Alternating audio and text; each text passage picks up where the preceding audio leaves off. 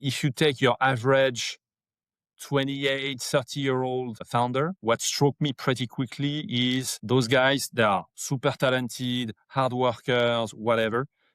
However, the level of experience, of professional experience is limited. And I did not anticipate how much this would have an impact on, let's say, the need for coaching, the need for mentoring. Because when you are 28, you've worked, let's say, 3, 4, 5 years in your career, you've probably recruited 1, 2, 3 people in your life, if you're lucky.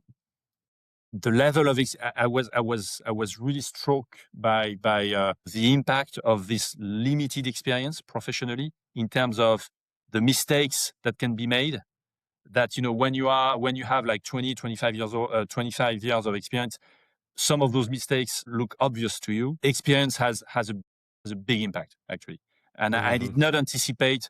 Looking from the outside, you're like, wow, those guys, they are shipping great tech, they are successful, they are growing, etc., etc. Well, guess what? They are still quite young, and if you do not surround those guys with experience, unfortunately, they expose themselves to quite a few devastating mistakes, especially in terms of hiring, in terms of people management, in terms of sales management, which is probably one of the significant weaknesses of founders in France specifically.